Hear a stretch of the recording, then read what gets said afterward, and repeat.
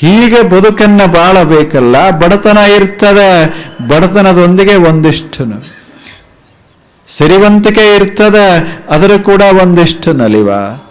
ಎಲ್ಲ ಬೇಕಲ್ಲ. ಪರಿಪೂರ್ಣತಾ ಅಂತ ಎಲ್ಲಾದರೂ ಸಾಧ್ಯವೇ? The whole world is imperfect. In this world there is nothing which we can find to be perfect. ಎಲ್ಲಿದ ಹೇಳಿ? ಎಲ್ಲಿ ಪರಿಪೂರ್ಣತಾ ಅಂತದ? ಅದಕ್ಕೆ ಹಳ್ಳಾಗಂತಾರಲ್ಲ, ದಿಟ್ಟಿಸಿ ನೋಡಿದ್ರೆ ಏನು ಅನ್ನೋದಿಲ್ಲ. ಎಲ್ಲಿದ ಸೌಂದರ್ಯ? ಬಹಳ ನೋಡ್ಲಿಕ್ಕೆ ಹೋದೇವಿ, ದುರ್ಬಿನ್ ಹಚ್ಚಿ ಬಿಟ್ರೆ ಕೊಳ್ಳಗಳು, ಹಳ್ಳಗಳು, ದೊಡ್ಡ ದೊಡ್ಡ ಬೆಟ್ಟಗಳು. ನೀವು ವಿಜ್ಞಾನ ಕ್ಷೇತ್ರಕ್ಕೆ ನೋಡಬೇಕು. ದೊಡ್ಡದೊಂದು ದುರ್ಬಿನ್ನ ತಗೊಳ್ಳಿ, ನೋಡಿ ಯಾವುದು ಸುಂದರ ಅಂತ. ಅಲ್ಲೇನು ಕಾಣಿಸೋದಿಲ್ಲ, ದೊಡ್ಡ ದೊಡ್ಡ ಹಳ್ಳ ಕೊಳ್ಳಗಳು ಕಾಣಕ್ಕೆ ಶುರುವಾಗ್ತದೆ. ಮುಖದ ಮೇಲೆ ಎಲ್ಲಿ ಚಂದ್ರ ಸೂರ್ಯ ಅಂತ ವರ್ಣಿಸ್ತೇವೋ ಅದೇ. ದೂರಿದ್ದಾಗ ಹಾಗೆ ಬಹಳ ಕೂಲಂಕಷ ವಿಚಾರ ಮಾಡಕ್ಕೆ ಹೋದ್ರೆ ಏನಿಲ್ಲ ಇಲ್ಲಿ. The whole world is imperfect. ಅಂಥದ್ರಾಗೂ ನಾವು ಸ್ವಲ್ಪ ನೆಮ್ಮದಿಯಿಂದ ಬಾಳಬೇಕು. ಅದು ಜೀವನ.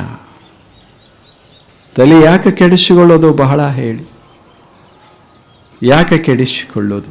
ಸ್ವಲ್ಪ ನನಗೆ ಕಡಿಮೆ ಇರ್ಬೋದು, ನಿಮಗೆ ಹೆಚ್ಚಿರ್ಬೋದು, ಅಷ್ಟಕ್ಕಾಗಿ ತಾಪ ಯಾಕೆ ಮಾಡಿಕೊಳ್ಳೋದು? ಯಾಕೆ ಮಾಡೋದು? ಅವಕ್ಕೆ 2 ಕಾಲ, ಪ್ರಾಣಿಗಳಿಗೆ 4 ಕಾಲ, ನಮಗೆ 2 ಕಾಲ ಅದಾವ, 4 ಕಾಲ ಇಲ್ಲ ಅಂತ ತಿಳ್ಕೊಂಡು ತಾಪ ಯಾಕೆ ಮಾಡಿಕೊಳ್ಳೋದು? 2 ಕಾಲ ಇದ್ದರೂ ಹಕ್ಕಿಗೆ ಹಾರಾಕ ಬರ್ತದೆ, ಇದಕ್ಕೆ ಹಾರಾಕ ಬರೋದಿಲ್ಲ. ಪ್ರತಿಯೊಂದರಲ್ಲಿ ಒಂದು ವೈಶಿಷ್ಟ್ಯ ಇರ್ತದೆ. ಅದನ್ನು ಗಮನಿಸಿ ಮನುಷ್ಯ ಬದುಕಬೇಕೇ ವಿನ ಬರೀ ಕಪ್ಪು ಕಪ್ಪು ಕಪ್ಪು ಛಾಯೆ ಅದನ್ನು ತಲೆಯೊಳಗೆ ಹಾಕ್ಕೊಂಡ ಅಂದ್ರೆ ಜೀವನ ಹಾಳಾಗ್ತದೆ, ಬದುಕ ಹಾಳಾಗ್ತದೆ. ಆದ್ದರಿಂದಲೇ ಬದುಕನ್ನು ಶ್ರೀಮಂತ ಮಾಡಬೇಕು, ಬದುಕನ್ನು ಅರಳಿಸಬೇಕು, ವಿಕಸಿತಗೊಳಿಸಬೇಕು. ಬದುಕಿನಾದ್ಯಂತ ಒಂದು ಬಗೆಯ ಸಂತೋಷದ ಛಾಯೆ, ಸಂತೋಷದ ಪ್ರಸನ್ನತೆ ಮುಖದ ಮ್ಯಾಲ ಮನಸ್ಸಿನೊಳಗೆ ಇರಬೇಕಲ್ಲ. ಹಂಗೆ ಬದುಕುವುದಕ್ಕೆ ಆಧ್ಯಾತ್ಮಿಕ ಜೀವನ ಅಂತ ಕರಿತೇವಿ. ಅದು ಶರಣ ಜೀವನ, ಅದು ಜೀವನ. ಅದಕ್ಕೇನು ಮಾಡಬೇಕು ಅನ್ನೋದೊಂದು ಪ್ರಶ್ನೆ. ಆ ಪ್ರಶ್ನೆಗೆ 1-2 ಉತ್ತರಗಳು. ಏನು ಮಾಡಬೇಕು ಹೀಗಾಗಬೇಕಾದ್ರೆ? ಅದಕ್ಕೆ 2 ಕೆಲಸ ಮಾಡಬೇಕು ಅಂತ ಹೇಳಿದರು. ಏನು ಮಾಡೋದು? ಸುಭಾಷಿತ ರಸಾಸ್ವಾದ, ಆ ಬಳಿಕ ಸಂಗತಿ ಸಜ್ಜನೈ ಸಹ. 2 ಕೆಲಸ ಮಾಡಬೇಕು. ಏನು? ಬಲ್ಲವರ ಮಾತುಗಳನ್ನು ಮೆಲುಕು ಹಾಕಬೇಕು. 2ನೇದ್ದು ಬಲ್ಲವರ ಸಂಗತಿಯನ್ನ ಮಾಡಬೇಕು. ಅಷ್ಟೆ. ಎಷ್ಟು ಸುಲಭ! 2 ಸಂಗತಿಗಳು. ಏನು ಬಲ್ಲವರ ಮಾತುಗಳದಾವ ಜಗತ್ತಿನೊಳಗೆ, ಅಂಥವರ ಮಾತುಗಳನ್ನು ಒಂದಿಷ್ಟು ಮೆಲುಕು ಹಾಕೋದು.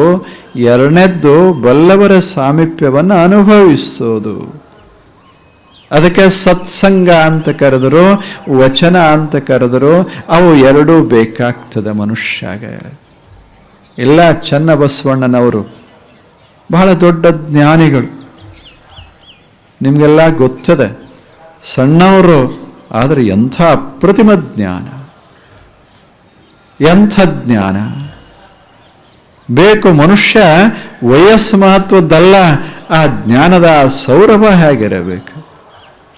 ಚನ್ನಬಸವಣ್ಣ ಹೇಳ್ತಾರೆ, ಎಷ್ಟು ಚಲೋ ಒಂದು ಮಾತು ಹೇಳ್ತಾರೆ. ಏನಿರಬೇಕು ಮನುಷ್ಯಗೆ? 2, ಬಲ್ಲವರ ಮಾತು ಮೆಲುಕು ಹಾಕಬೇಕು. ಪಾತಾಳದ ಗವಣಿಯ ನೇಣಿಲ್ಲದೆ ಸೋಪಾನ ಬಲದಿಂದಲ್ಲದೆ ತೆಗೆಯಬಹುದೇ? ಶಬ್ದ ಸೋಪಾನವ ಕಟ್ಟಿ ನಡೆಸಿದರು ಎಮ್ಮ ಪುರಾತನರು. ದೇವಲೋಕಕ್ಕೆ ಬಟ್ಟೆ ಕಾಣಿರೋ. ಮರ್ತ್ಯಲೋಕದವರ ಮನದ ಮೈಲಿಗೆಯ ಕಳೆಯಲೆಂದು ಗೀತ ಮಾತು ಎಂಬ ಜ್ಯೋತಿಯ ಹೊತ್ತಿಸಿ ಕೊಟ್ಟರು. ಎಷ್ಟು ಚೆನ್ನಾಗಿದೆ! ಕೂಡಲ ಚೆನ್ನ ಸಂಗಮ ನಿಮ್ಮ ಶರಣರು. ಮಾತು ಅಷ್ಟು ಅದ್ಭುತದ, ಮಾತು ತಾರಕ ಅದು. ಅವುಗಳನ್ನು ಸುಮ್ಮನೆ ಕೇಳ್ತಾ ಇದ್ರೆ ಮನಸ್ಸು ತೇಲಕ್ಕೆ ಶುರುವಾಗ್ತದೆ. ಅಂಥ ಮಾತು, ಅದನ್ನು ವರ್ಣಿಸ್ತಾರವರು. ಪಾತಾಳದ ಗವಣಿಯ ನೇಣಿಲ್ಲದೆ ಸೋಪಾನದ ಬಲದಿಂದಲ್ಲದೆ ತೆಗೆಯಬಹುದೇ? ಆಳವಾದ ಬಾವಿ, ಅದರೊಳಗೆ ತಿಳಿಯಾದ ನೀರ, ತಂಪಾದ ನೀರ, ಸವಿಯಾದ ನೀರ ಇರಬೇಕು. ಸವಿ ಇರಬೇಕು, ತಿಳಿ ಇರಬೇಕು, ತಂಪಿರಬೇಕು, ಅದು ನೀರ. ಅಂಥ ನೀರ ಕೆಳಗದ ಆಳವಾದ ಬಾವಿ. ನಮಗೆ ನೀರಡಿಕೆ ಆಗ್ಯದ, ಆಗ್ತದೆ. ಈ ಜಗತ್ತಿನಾಗ ಬಾಯಾರಿಕೆ ಆಗ್ತದೆ ಮನುಷ್ಯಾಗ. ಪ್ರಪಂಚದಲ್ಲಿ ಬದುಕುವಾಗ, ಕಷ್ಟ ನಷ್ಟಗಳನ್ನು ಎದುರಿಸುವಾಗ ಅತ್ಯಂತ ಬಿಸಿಲು, ಇಂಥದರಲ್ಲಿ ಬಾಯಾರಿಕೆ ಉಂಟಾಗ್ತದೆ ಮನುಷ್ಯಾಗ. ಒಂದು ಬಗೆಯ ದುಃಖ ಉಂಟಾಗ್ತದೆ. ಅದನ್ನು ಕಡಿಮೆ ಮಾಡಿಕೊಳ್ಳೋದಕ್ಕಾಗಿ ಬಾವಿಯೊಳಗಿನ ನೀರು ಕುಡಿಬೇಕಾಗ್ತದೆ. ಕೆಟ್ಟ ಬಿಸಿಲ, ಮೇ ತಿಂಗಳ, ಅದರಾಗ ಗುಲ್ಬರ್ಗ ನೋಡಬೇಕು. 40, 42, 3, 5, ಅವಾಗ ಎಲ್ಲಿ ಗಿಡ ಇಲ್ಲ, ನೀರು ಸಿಕ್ಕಿಲ್ಲ, ತಹಾನಾಗ್ಯದ, ಅದು ನೀರಡಿಕೆ ಆಗ್ಯದ. ಅವಾಗ ನೀರು ಕಂಡ್ರೆ ಎಷ್ಟು ಸಂತೋಷ ಆಗ್ತದೆ. ಹಂಗಾಗ್ಯದ. ಒಂದು ಬಾವಿ ಸಿಕ್ತು, ಒಳಗೆ ನೋಡ್ದ, ಏನ್ ನೀರ, ಎಷ್ಟು ಸ್ವಚ್ಛ, ಎಷ್ಟು ತಿಳಿ, ಎಷ್ಟು ಸವಿ ಅನಿಸ್ತತ್ತು. ನೋಡಿದಾಗ ಕಣ್ಣಿಗೆ ಅಷ್ಟು ಚೆನ್ನಾಗಿತ್ತು ನೀರ. ಆದರೆ ಏನು ಮಾಡೋದು? ಅದನ್ನು ತಕ್ಕೋಬೇಕಾದ್ರೆ, ಕುಡಿಬೇಕಾದ್ರೆ ಹಗ್ಗರೆ ಬೇಕು, ಇಲ್ಲಕಂದ್ರೆ ಪಾವಟಿಗೆ ಬೇಕಾಗ್ತದೆ. ಎರಡೂ ಇಲ್ಲ. ನೀರದ, ಆದ್ರೆ ನೇಣು ಇಲ್ಲ. ನೀರದ ಸೋಪಾನ ಇಲ್ಲ. ತೆಗೆಯೋದು ಹೇಗೆ, ಸುಖ ಪಡೋದು ಹೇಗೆ? ನೇಣಿಲ್ಲದೆ ಸೋಪಾನದ ಬಲದಿಂದಲ್ಲದೆ ತೆಗೆಯಬಹುದೇ? ದೃಷ್ಟಾಂತ ಎಷ್ಟು ಸುಂದರ. ಒಳಗಿಂದ ತೆಗೆಯಬೇಕಾದ್ರೆ ಹಗ್ಗರೇ ಬೇಕಾಗ್ತದೆ, ಇಲ್ಲವೇ ಸೋಪಾನರೇ ಬೇಕು. ಎರಡೂ ಇಲ್ಲದೆ ಇದ್ದರೆ ನೀರದ ಇಲ್ಲ, ನಿಲ್ಕೋದಿಲ್ಲ. ಹಾಗೆ ಇಲ್ಲೊಂದು ಬಾವಿ, ಸಂತೋಷದ ನೀರ, ಪ್ರಶಾಂತಿಯ ಶಾಂತಿಯ ನೀರ. ಎಲ್ಲಿ ಹೊರಗಲ್ಲ, ತಿಜೋರಿಯೊಳಗಲ್ಲ, ಭೂಮಿಯಾಗಲ್ಲ, ಆಫೀಸ್ದಾಗಲ್ಲ, ಎಲ್ಲೇ ಕುರ್ಚಿಯೊಳಗಲ್ಲ, ಎದ್ಯಾಗ, in the very depth of the heart there is a peace and a happiness. ಒಳಗದ, ಎದೆಯೊಳಗದ, ಆಳವಾಗ್ಯದ. ಇಂಥ ಎದೆಯೊಳಗಿರುವಂಥ ಆ ನೀರೇನದ, ಅದು ಜೀವನಕ್ಕೆ ತೃಪ್ತಿ ತಂದು ಕೊಡುವಂಥ ನೀರ, ಬಹಳ ಮಧುರವಾದ ನೀರ. ಆದರೆ ಅದನ್ನು ಪಡಿಬೇಕಾದರೆ ನಮ್ಮೊಳಗಿದ್ರೇನಾಯಿತು? ಅದಕ್ಕೂ ಒಂದಿಷ್ಟು ಬೇಕಲ್ಲ, ಸೋಪಾನ ಬೇಕು, ಅಷ್ಟು ಒಳಗಿಳಿಬೇಕಲ್ಲ. ಅಥವಾ ಅದನ್ನು ಸ್ಪರ್ಶ ಮಾಡುವಷ್ಟು ನಮ್ಮ ಮನಸ್ಸ ಹದವಾಗಬೇಕಲ್ಲ. ಇಲ್ಲದೆ ಇದ್ರೆ ಅದನ್ನು ಅನುಭವಿಸೋದು ಹೇಗೆ? ಒಳಗೆ ತಂಪದ, ಒಳಗೆ ಶಾಂತಿಯದ, ಒಳಗೆ ಸಂತೋಷದ. ಆದರೆ ಏನು ಮಾಡೋದು? ಅದನ್ನು ಮುಟ್ಟೋದಕ್ಕೆ ಒಂದಿಷ್ಟು ಉಪಾಯಗಳ ಬೇಕಲ್ಲ. ಇಲ್ಲದೆ ಇದ್ದರೆ ಏನು ಮಾಡೋದು? ಅದಕ್ಕೆ ಚನ್ನಬಸವಣ್ಣ ಹೇಳಿದರು, ಶಬ್ದ ಸೋಪಾನವ ಕಟ್ಟಿ ನಡೆಸಿದರು ಎಮ್ಮ ಶರಣರು ದೇವಲೋಕಕ್ಕೆ ಬಟ್ಟೆ ಕಾಣಿರೋ.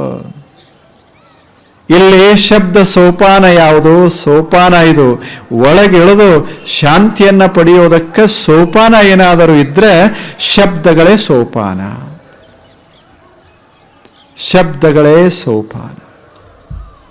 ಬಲ್ಲವರ ಮಾತುಗಳೇ ಸೋಪಾನ. ಇವು ಇಳಿಬೇಕು ಮನುಷ್ಯ. ಆ ಮಾತನ್ನ ಹಿಡ್ಕೊಂಡು ಒಳಗೆ ಇಳಿದು ಇಳಿದು ಇಳಿದು ಇಳಿದು ಎಲ್ಲಿ ಹೋಗಿ ನಿಂತರೆ ಜಗತ್ತಿನ ತಾಪ ಕಡಿಮೆ ಆಗ್ತದೆ. ಅಂಥ ಸ್ಥಾನ ಅದು, ಒಳಗೆ ಇಳಿಬೇಕಾಗ್ತದೆ ಮನುಷ್ಯ. ಅದಕ್ಕಂದ್ರು ಶಬ್ದ ಸೋಪಾನವ ಕಟ್ಟಿ ನಡೆಸಿದರು ಎಮ್ಮ ಶರಣರು. ಅದು ಹೆಂಗದೆ ಮತ್ತೊಂದು ಹೇಳ್ತಾನೆ, ದೇವಲೋಕಕ್ಕೆ ಬಟ್ಟೆ ಕಾಣಿರೋ. ಈ ಶಬ್ದ ಸೋಪಾನಗಳೇ ದೇವಲೋಕಕ್ಕೆ ಬಟ್ಟೆ. ಇದು ಬೆಳಕಿನ ಲೋಕ, ಜ್ಞಾನಲೋಕ. ಜ್ಞಾನಲೋಕವನ್ನು ಪ್ರವೇಶ ಮಾಡೋದಕ್ಕಾಗಿ ಎಲ್ಲಾದರೂ ಮಾರ್ಗ ಇದ್ರೆ ಅದು ಶಬ್ದ ಸೋಪಾನ. ಮಾತಿಗೆ ಎಷ್ಟು ಬೆಲೆ ಕೊಟ್ಟಾರ. ಮಾತಂದ್ರೆ ಏನು, ಅದು ಎಂಥ ಅದ್ಭುತ. ಅವರೇ ಹೇಳಿಲ್ಲ, ಮುಂದೆ ಹೇಳ್ತಾನೆ, ಮರ್ತ್ಯ ಲೋಕದವರ ಮನದ ಮೈಲಿಗೆಯ ಕಳೆಯಲೆಂದು ಗೀತ ಮಾತು ಎಂಬ ಜ್ಯೋತಿಯ ಮುಟ್ಟಿಸಿಕೊಟ್ಟ. ಗೀತ ಮಾತು ಅನ್ನೋ ಜ್ಯೋತಿಯನ್ನು ಹೊತ್ತಿಸಿಕೊಟ್ರು. ಬರೇ ಮಾತಲ್ಲ, ಬೌದ್ಧಿಕ ಮಾತಲ್ಲ, ತಲೆಯ ಮಾತಲ್ಲ, ಗೀತ ಮಾತ. ಅದು ಹೃದಯದಿಂದ ಹರಿದು ಬಂದ ಮಾತಿಗೆ ಗೀತ ಮಾತ ಅಂತ ಕರೀತಾರೆ. ಅದು ಹಾಡಿಕೊಂಡದ್ದು, ತುಂಬಿ ಬಂದದ್ದು. ತಲೆಯಿಂದ ಬರೋದು ಬೇರೆ, ಎದೆಯಿಂದ ಬರೋದು ಬೇರೆ. ಎರಡು ಮಾತುಗಳು. ತಲೆಯಿಂದ ಬಂದ ಮಾತುಗಳು ತಾಪಕ್ಕೂ ಕಾರಣ ಆಗೋ ಸಾಧ್ಯತೆ ಅದ. ಎದೆಯಿಂದ ಬಂದ ಮಾತುಗಳು ತಂಪನ್ನ ಎರಿತಾವ ಮನುಷ್ಯಾಗ. ಮಾಡಬೇಕು, ಕೇಳಬೇಕು ಮನುಷ್ಯ. ಮಾತುಗಳನ್ನ ಮೆಲುಕು ಹಾಕಬೇಕು ಮನುಷ್ಯ. ಎಂಥ ಮಾತು ಅಂದರೆ ಕಾವಿನ ಮಾತಲ್ಲ, ತಂಪಿನ ಮಾತುಗಳು. ತಂಪ ಇರಬೇಕು.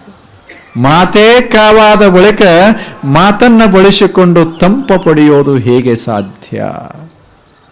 ಮಾತು ತಂಪಾದಷ್ಟು ಮನಸ್ಸು ತಂಪಾಗ್ತದೆ. ಮನಸ್ಸು ತಂಪಾದಷ್ಟು ಶಾಂತಿ ಲಭ್ಯವಾಗ್ತದೆ. ಆದ್ದರಿಂದ ಸುಂದರ ಮಾತನ್ನ ಆಸ್ವಾದನ ಮಾಡಬೇಕು ಮನುಷ್ಯ. ಮರ್ತ್ಯ ಲೋಕದ ಜನರ ಮನಸ್ಸಿನ ಮಾಲಿನ್ಯವನ್ನ ತೆಗೆಯೋದು. ಮನಸ್ಸು ಮಲಿನವಾಗಿರ್ತದಲ್ಲ, ಇದನ್ನೆಲ್ಲ ಸ್ವಚ್ಛ ಮಾಡುವಂಥ ಮಾತುಗಳು. ಅವುಗಳಲ್ಲಿ ಅಂಥ ಸಾಮರ್ಥ್ಯ. ಮಾತು ಮನಸ್ಸನ್ನು ಸ್ವಚ್ಛ ಮಾಡ್ತಾವ.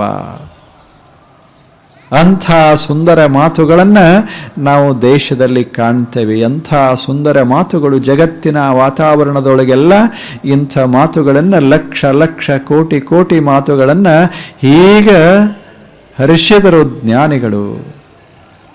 ಎಂಥ ಜ್ಞಾನ. ಇಂದ ನಿನ್ನೆ ಅಷ್ಟು ಇಷ್ಟು 100 ವರ್ಷ ಅಲ್ಲ, ಸಾವಿರಾರು ವರ್ಷಗಳಿಂದ ಇಂಥ ಸುಂದರ ಮಾತುಗಳನ್ನು ಆಡ್ತಾ ಬಂದರು. ಬಲ್ಲವರು, ತಿಳಿದವರು, ಜ್ಞಾನಿಗಳು. ಯಾವ ಮಾತ ಕೇಳಿದರೆ ಮನಸ್ಸು ತಣ್ಣಗಾಗಬೇಕು. ಅದು ಏನು ಬೇಕಾಗ್ಯದ ಮನುಷ್ಯಾಗ ಹೇಳಿ? ಇರೋದ ಒಂದಿಷ್ಟು ತಣ್ಣಗಿರೋದು. ಇನ್ನೇನು ಮಾಡೋದದ? ಏನು ಮಾಡೋದದ ಹೇಳಿ? ಹೋರಾಟ ಮಾಡಿ ಏನು ಮಾಡೋದದ? ಜಗಳ ಮಾಡಿ ಏನು ಮಾಡೋದದ? ಇಡೀ ಮನುಕುಲ ನಮ್ಮದಷ್ಟೇ ಅಲ್ಲ, ಇಡೀ ಜಗತ್ತ. ಎದರಿಂದ ಏನಾಗೋದದು? ಯಾವ ಯುದ್ಧದಿಂದ ಏನಾಗ್ಯದ? ಎಂಥ ಯುದ್ಧ ಮಾಡಿದರು? 2ನೇ ಮಹಾಯುದ್ಧ ಆಯಿತು. ಏನಾಯಿತು? ವಿನಾಶ. ಜೀವನ ಸುಮ್ಮನೆ ಹೀಗ ಹದವಾಗಿರಬೇಕು. ಬರ್ಟ್ರಾಂಡ್ ರಸೆಲ್ ಅಂತ ಆಗಿ ಹೋದರು ಇಂಗ್ಲೆಂಡ್ ದೇಶದಾಗ. ಅವರು ಹೇಳ್ತಾರೆ, ಮನುಷ್ಯಾಗ ಬದುಕಕ್ಕೆ ಬರಲ್ದು. ಬಹಳ ಚಲೋ ಮಾತು ಹೇಳ್ತಿದ್ರು ಅವರು. ದೊಡ್ಡ ತತ್ವಜ್ಞಾನಿಗಳು ಜಗತ್ತಿನಲ್ಲಿ. 2ನೇ ಮಹಾಯುದ್ಧ ಆಗ್ತಿತ್ತು. ಚರ್ಚಿಲ್ ಅದನ್ನು ಮುಖಂಡನಾಗಿದ್ದ. ಅಂಥ ಕಾಲದಾಗ ಬಹಳ ಜೋರ ಮಾತುಗಳನ್ನು ಹೇಳ್ತಿದ್ದ ಚರ್ಚಿಲ್. ಬರ್ಟ್ರಾಂಡ್ ರಸೆಲ್ ಹೇಳ್ತಿದ್ದ, ಆತು ಸರಿ, ಇದರಿಂದ ಏನಾಗೋದು ಅಂತ. ಮನುಷ್ಯನಿಗೆ ಸರಿಯಾಗಿ ಬದುಕಕ್ಕೆ ಬರಲ್ದು. ಎಲ್ಲಾದ ಜಗತ್ತಿನಾಗ. ಆದ್ರೆ ಏನು ಮಾಡೋದು? ನಕ್ಕೋತ ಬದುಕಕ್ಕೆ ಬರಲ್ದು. ದೊಡ್ಡ ಮನೆ ಕಟ್ಟ್ಯಾನ, ದೊಡ್ಡ ಒಳ್ಳೆ ಫ್ಯಾಮಿಲಿ ಅದ, ಒಂದು ಸುಂದರ ಫ್ಯಾಮಿಲಿ ಅದ. ಇಷ್ಟೆಲ್ಲ ಇದ್ರು ಮನ್ಯಾಗ ಯಾವ ಕೊರತೆ ಇಲ್ಲ. ಆದ್ರೆ ಬದುಕಾಕ ಬರಲ್ದು. ಬದುಕಲಿಕ್ಕೆ ಬರಲ್ಲದು. ಏನು ಮಾಡೋದು ಹೇಳಿ? ಎಲ್ಲ ಹೂಗಳದಾವ, ತೋಟ ಪಟ್ಟಿ ಸುತ್ತಮುತ್ತ, ಮನೆಯ ಸುತ್ತಮುತ್ತ ಎಲ್ಲ ಸುಂದರ ತೋಟ, ಹೂಗಳೇ ಹೂಗಳು. ಆದರೆ ಏನು ಮಾಡೋದು? ಇವ ಬಾಗಿಲ ತೆರೆದಲ್ಲ, ಹೊರಗೆ ಹೋಗಿಲ್ಲ. ಅನುಭವಿಸ್ತಾನೆ ಹಂಗೆ. ಹೊರಗೆ ಎಷ್ಟಿದ್ದರೆ ಏನು, ಬಾಗಿಲು ತೆರಿಬೇಕಲ್ಲ. ಎಲ್ಲ ಹಾಕ್ಕೊಂಡು ಕಿವಿಗೆ ಬಾಗಿಲ ಮುಚ್ಚಿಕೊಂಡು ಒಳಗೆ ಕುಂತ ಒಳಗೆ ಸುವಾಸನೆ ಬರ್ತದೇನು? ಒಳಗೆ ಕಾವೇ ಇರ್ತದೆ, ಹೊಲಸು ವಾಸನೆ ಶುರುವಾಗ್ತದೆ. ಎಂಥ ದೊಡ್ಡ ಮನೆ ಇದ್ರೆ ಏನಾಯಿತು? ಕಿಟಕಿ ಬಾಗಿಲ ಮುಚ್ಚಿದ ಒಳಗೆ ಇಟ್ ಬಿಗಿನ್ಸ್ ಟು ಸ್ಟಿಂಗ್, ಇಲ್ಲವೇ? ಹಾಗೆ ನಮ್ಮದು ಎಲ್ಲಾದ ಮನಸ್ಸಿನ ಬಾಗಿಲನೇ ಮುಚ್ಚಿಬಿಟ್ರೆ ಸಂತೋಷ ಆಗೋದು ಹೇಗೆ ಸಾಧ್ಯದೆ? ಮುಚ್ಚಬಾರ್ದು. ಇವೆಲ್ಲ ಜಾತಿ ಮತ ಅಂತ ಏನು ಅದಾವಲ್ಲ, ಬಾಗಿಲು ಮುಚ್ಚಿ ಬಿಡ್ತೇವೆ ಅಷ್ಟೆ. ಮುಕ್ತವಾಗಿರಬೇಕು. ಈ ಜಗತ್ತು ಎಷ್ಟು ಅದ್ಭುತದೆ, ಎಲ್ಲದ ಪರಿಮಿತಿ ಇಲ್ಲ. ಆಕಾಶ ಕಡೆ ನೋಡಿ ಪರಿಮಿತಿನೇ ಇಲ್ಲ, ಮನೆ ಕಡೆ ನೋಡಿ ಪರಿಮಿತಿ ಬರ್ತದೆ, ಊರ ಕಡೆ ನೋಡಿದ್ರೆ ಪರಿಮಿತಿ ಬರ್ತದೆ, ಬಯಲ ನೋಡಿದರೆ ಅಪರಿಮಿತವಾಗಿರ್ತದೆ. ಮ್ಯಾಲ ನೋಡಿ ಒಳಗೆ ಬದುಕಬೇಕಷ್ಟೇ, ಮನೆ ಬಿಡ್ಬೇಕಂತಲ್ಲ. ಗುಲ್ಬರ್ಗದಾಗ ಇರಬೇಕು, ಮನ್ಯಾಗ ಇರಬೇಕು, ಮತ್ತೆ ಯಾರ್ದಾರೆ ಮನ್ಯಾಗಲ್ಲ, ನಿಮ್ಮ ಮನ್ಯಾಗ ನೀವೇ ಇರಬೇಕು, ಮಸ್ತಾಗಿರ್ಬೇಕು, ಅದ್ರ ಗೊತ್ತಿರಬೇಕು, ಹೊರಗೆ ಬಯಲದ ಅಂತ ಗೊತ್ತಿರಬೇಕಷ್ಟೆ. ಬೇಕು ಹಾಗೆ ಮನುಷ್ಯ. ಅದಕ್ಕೆ ಅವರು ಶರಣರು ಹೇಳಿದರು, ಇದು ಮಾತು ಬಹಳ ಸುಂದರ ಮಾತು. ಈ ಮಾತು ದೇವಲೋಕಕ್ಕೆ ಬಟ್ಟೆ. ಮತ್ತು ದೇವಲೋಕ ಅಂದ್ರೆ ತಾವೇನು ಭಾವಿಸಬಾರದು. ದೇವಲೋಕ ಅಂದರೆ ಬೆಳಕಿನ ಲೋಕ, ಜ್ಞಾನದ ಲೋಕ, ಜ್ಞಾನದ ಕ್ಷೇತ್ರವನ್ನು ಪ್ರವೇಶ ಮಾಡಬೇಕಾಗಿತ್ತು ಅಂದರೆ ಈ ಮಾತುಗಳು ಬಹಳ ಅವಶ್ಯ. ಬರೇ ಮಾತಲ್ಲ, ಸತ್ಸಂಗನೂ ಬೇಕು ಅಂತ. ಸಂಗತೆ ಸಜ್ಜನೈ ಸಹ. ಮಾತಷ್ಟೇ ಅಲ್ಲ, ಒಳ್ಳೆಯ ಸಂಗನೂ ಬೇಕಾಗ್ತದೆ ಮನುಷ್ಯಾಗ. ಇವೆರಡೂ ಬಹಳ ಮಹತ್ವದವು. ಮಾತು ಮತ್ತು ಸಂಘ, ಒಳ್ಳೆಯ ಮಾತು ಸಂಘ, ಅದೇ ಸಂಪತ್ತ ಮನುಷ್ಯಾಗ. ಬಹಳ ದೊಡ್ಡ ತಪಸ್ಸ ಮಾಡಬೇಕಂತಿಲ್ಲ. ಹಿಮದ ಬೆಟ್ಟಗಳನ್ನು ಏರಿ ಅಲ್ಲಿ ಕೂತುಕೊಂಡು ತಪಸ್ಸ ಮಾಡಿದರೆ ಶಾಂತಿ ಸಿಗತ್ತಂತಲ್ಲ, ಅಥವಾ ಸಿಗೋದಿಲ್ಲ ಅಂತಲೂ ಅಲ್ಲ. ಆದರೆ ಸಿಗೋ ರೀತಿ ಹದ ಇವೆರಡು ಬಹಳ ಸುಲಭವಾಗಿ. ಮಾತು ಚಲೋ ಮಾತು. ಈಗ ನಾವು ಮಾತು ನೆನಪು ಮಾಡ್ಕೊಳ್ಳೋದಲ್ಲೇ, ಯಾರೇ ಏನರೇ ಬೈದಿದ್ರು ಅಂದ್ರೆ ಎಷ್ಟು ನೆನಪಿಟ್ಕೊಂಡಿರ್ತೀವಿ. ಈಗ ನಾನೇ ಅಕಸ್ಮಾತ್ ನಿಮಗೆ ಯಾರಿಗಾರೇ ಬೈದ್ರೆ, ಅಕಸ್ಮಾತ್ ಬೈದ್ರೆ, ಈಗ 20 ವರ್ಷದ ಹಿಂದೆ 30 ವರ್ಷದ ಹಿಂದೆ ಬೈದಿದ್ರೆ ಇನ್ನುವರೆಗೆ ಇವನೇ ನೋಡು ಬೈದವ. ಇದು ಮನುಷ್ಯನಾಗ ಇಷ್ಟ ಗಟ್ಟಿಯಾಗಿ ಉಳಿತು ಅಂದ್ರೆ ಸಮಾಧಾನ ಆಗೋದು ಹೇಗೆ ಸಾಧ್ಯದೆ? ಮರಿತಾ ಹೋಗ್ಬೇಕು. ಹಿಂದೇನಾಗ್ಯದ ಆಗ್ಯದ ಆಗ್ಯದ ಆಗ್ಯದ. ಒಂದು ಈಗ ಒಂದು ಹೂವಿನ ಗಿಡ ಇತ್ತು, ಸಣ್ಣದ ಇಷ್ಟ. ಅದನ್ನು ಒಬ್ಬ ತುಳಿದ, ಅದ್ರ ಪಾಪ ಮುರ್ಕೊಂಡು ಬಿತ್ತು. ದಾರಿ ಮಗ್ಲ, ಅದು ಎಷ್ಟು ಚೆನ್ನಾಗಿ ಬೆಳೆದತ್ತು. ಇನ್ನೇನು ಹೂ ಕೊಡಬೇಕು, ಮೊಗ್ಗಿ ಆಗಿತ್ತು, ಇವ ಬಂದು ತುಳಿದ, ಮುರಿದು ಬಿತ್ತು. ಮುಂದೆ ಸ್ವಲ್ಪ ದಿವಸದ ನಂತರ ಮತ್ತೆ ಚಿಗುರಕ್ಕೆ ಶುರುವಾತು. ಮತ್ತೊಂದು ಹೂ ಕೊಡೋ ಹಂತಕ್ಕೆ ಬಂತು. ಒಂದು ಹೂ ತಯಾರಾಯಿತು. ಅವಾಗ ದಾರಿಯಿಂದ ಅದೇ ಮನುಷ್ಯ ಬಂದ.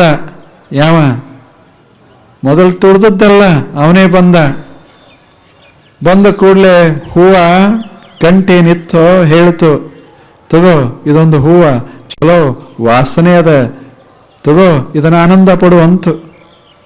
ಅವಾಗ ನೆಲ ಹೇಳ್ತು, ಅವನೇ ತುಳಿದವ, ಅವಾಗ ಯಾಕೆ ಹಿಂಗೆ ಮಾಡ್ತಿ ಅಂತು. ಅವಾಗ ಅದು ಹೇಳ್ತು, ನಾನು ಅದನ್ನ ನೆನಪಿಟ್ಟಿದ್ರೆ ಹೂ ಹೆಂಗೆ ತಯಾರು ಮಾಡ್ತಿದ್ದೆ ಹೇಳು. ಹೂವು ತಯಾರಾಗಬೇಕಾದ್ರೆ ನಾನು ಮರಿಬೇಕಾಗ್ತದೆ. ಅವರೇನೋ ಇವ್ರಿ ಹೇಳಿ, ಎಷ್ಟು ಸುಂದರ ಅದು. ಅದಕ್ಕೆ ನಾನು ಹೂಗಂಟೆ, ಈ ಮನುಷ್ಯ ಇಂಥವ, ನಾನು ಹೂವ, ನಾನು ದೇವರ ತಲೆಗೆ ಇರಬಲ್ಲೆ, ಇವ ಕೆಳಗಿಳಿಬಲ್ಲ, ಅಷ್ಟೇ ವ್ಯತ್ಯಾಸದ ಎರಡಕ್ಕೆ. ಬೇಕು. ಮನುಷ್ಯ ಸ್ವಲ್ಪೆಲ್ಲ ಬಿಟ್ಟು ಒಂದಿಷ್ಟು ಸಂತೋಷ ಪಡುವಂಥ ಒಳ್ಳೆಯ ಮಾತುಗಳನ್ನು ಮೆಲುಕು ಹಾಕ್ತಾ ಇರೋದು. ತಲೆಯೊಳಗೆ ಏನರ ಇಟ್ಟುಕೊಳ್ಳೋದಾದರೆ ಒಂದಿಷ್ಟು ಮಾತು. ಮನ್ಯಾಗೂ ಎಷ್ಟು ಚಂದ ಮಾಡ್ತೇವೆ, ಚಲೋ ಮನೆ ಕಟ್ತೇವೆ, ಒಂದು ಕಸಬರಿಗೆ ಅಂತ ಇಡೋದಿಲ್ಲ. ಯಾವ ಮನ್ಯಾಗ ಕಸದ ಬಾರಿಗೆ ಇರೋದಿಲ್ಲ ಹೇಳಿ? ಬೇಕಾದಷ್ಟು ಚಲೋ ಇರಲಿ, ಬಂಗಾರದ ಮನೆ ಕಟ್ಟಿದ್ರು ಸಹಿತ ಒಂದು ಕಸಬಾರಿಗೆ ಅಂತ ಇದ್ದೇ ಇರ್ತದಲ್ಲೇ ಹೇಳಿ. ಇರ್ತದಿಲ್ಲ? ಏನಂತೀರಿ ಅದಕ್ಕೆ? ಬಾರಿಗೆ ಇರೋದಿಲ್ಲ. ಎಷ್ಟು ಚೆನ್ನಾಗಿರ್ತದೆ. ಅದನ್ನೇನು ದೇವರ ಖೋಲಾಗಿ ಇಟ್ಟಿರ್ತಾರೇನು? ತಿಜೋರಾಗಿ ಇಟ್ಟಿರ್ತಾರೇನು? ಎಲ್ಲಿ ಇಟ್ಟಿರ್ತಾರೆ? ಮೂಲಾಗ ಇಟ್ಟಿರ್ತಾರೆ.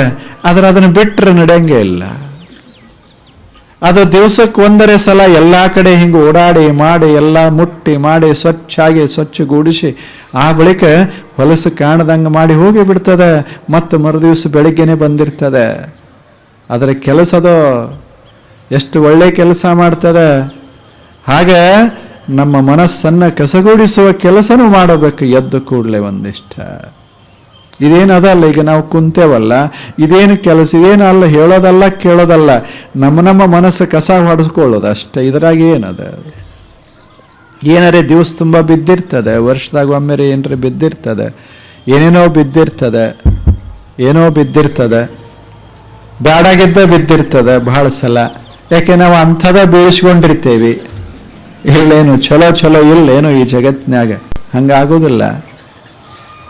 ಮಲ್ಲಿಗೆ ಹೂಗಂಟಿಯನ್ನ ದಿವಸ ತೆಗಿತಾನೆ, ಚಲೋ ಹೂಗದ ಕೊಡ್ತದೆ.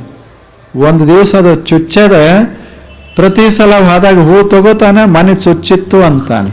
ಹಿಂಗಾದ್ರೆ ಹೆಂಗೆ? ಹೂಗಂಟೆ ಹೇಳ್ತದೆ 1000 ಗಟ್ಟಲೆ ಹೂ ಕೊಟ್ಟರು ನೆನಪಿಲ್ಲ, ಒಂದು ಸಲ ಅಕಸ್ಮಾತ್ ಚುಚ್ಚಿದರೆ ಹಿಂಗಾದ್ರೆ ಹೇಗೋ? ಹಂಗೆ ಜಗತ್ತ ನಮಗೆ ಎಷ್ಟೋ ಒಳ್ಳೆದನ್ನ ಮಾಡಿರ್ತದೆ. ಎಲ್ಲೋ ಒಂದು ಸ್ವಲ್ಪ ಯಾರೇ ಹಿಂಗೆ ಚುಚ್ಚಿದ್ರೆ ಅದೇ ಬಹಳ ಮಹತ್ವ ಅಂತ ಯಾಕೆ ಮಹತ್ವ ಕೊಡೋದು ಹೇಳಿ? ನಮ್ಮ ಜೀವನ ಕೆಡಿಸಿಕೊಳ್ಳೋರು ನಾವೇ, ಜೀವನದ ಸೌಭಾಗ್ಯ ನಾಶ ಮಾಡಿಕೊಳ್ಳೋರು ನಾವು. ಅದಕ್ಕೆ 2 ಕೆಲಸ ಮಾಡೋದು: ಒಳ್ಳೆ ಮಾತು ನೆನಪ ಮಾಡಿಕೊಳ್ಳೋದು, ಎರಡನೇದ್ದು ಒಳ್ಳೆಯವರ ಸಂಘದಾಗ ಒಂದಿಷ್ಟು ಸಮಯ ಕಳೆಯೋದು. ಒಳ್ಳೆಯವರಂದ್ರೆ ಯಾರು? ಒಳ್ಳೆ ಮಾತು ನೆನಪು ಮಾಡಿಕೊಡೋರು ಒಳ್ಳೆಯವರಷ್ಟೆ. ಏನು ಮನುಷ್ಯನಾಗ ಸ್ವಚ್ಛ ಭಾವನೆಗಳನ್ನು ಇಟ್ಟುಕೊಂಡು ಯಾರೇ ಇರೋಲ್ರಿ. ಕೈಲಿ ಕುಂತೇವಲ್ಲ, ಈಗ ಮನಸ್ಸು ಎಷ್ಟು ಸ್ವಚ್ಛ ಇಲ್ಲ ನಮ್ಮೆಲ್ಲರದು. ಯಾರೇ ಕೂತಿರ್ಲಿಲ್ಲ, ಏನು ತಾಪ್ ಮಾಡ್ಕೊಂಡಾರೇನು? ಏನಿಲ್ಲ, ಎಲ್ಲರ ಮುಖದ ಮೇಲೂ ಪ್ರಸನ್ನತೆ ಅದೆ, ಎಲ್ಲರ ಮುಖದ ಮೇಲೂ ಪ್ರಸನ್ನತೆ ಅದೆ. ಇಷ್ಟು ಜನ ಇದ್ರು ಸಹಿತ ಶಾಂತ ಯಾರೂ ಇಲ್ಲದಂಗೆ ಕೂತಿರಲ್ಲ. ಇದ ಯೋಗ. ಎಲ್ಲ ಅದ, ಆದ್ರೆ ಶಬ್ದ ಇಲ್ಲ, ಮೌನದ. ಇದ ಯೋಗ. ಇದಕ್ಕೆ ಸತ್ಸಂಗ, ಶರಣರ ಸಂಘ, ಕೂಡಲ ಸಂಗಮ ದೇವನ ಅರಿವಡೆ ಶರಣರ ಸಂಘ. ಎಷ್ಟು ಚಲೋ ಮಾತು. ಅದಕ್ಕೆ 2 ಕೆಲಸ ಮಾಡೋದು: ಬಲ್ಲವರ ಮಾತುಗಳನ್ನು ಮೆಲುಕು ಹಾಕೋದು, ಆ ಬಳಿಕ ಸ್ವಲ್ಪ ಸತ್ಸಂಗ, ಶರಣರ ಸಂಘ, ಇದನ್ನು ಮಾಡ್ಕೋತಿರೋದು. ಯಾರ ಸಂಘ ಮಾಡಿದರೆ ತಲೆ ತಾಪ ಹೆಚ್ಚ ಆಗೋದಿಲ್ಲ ಅಂಥವ್ರು ಕೂಡ ಒಂದಿಷ್ಟು 2 ಕ್ಷಣ ಕಳೆಯೋದು.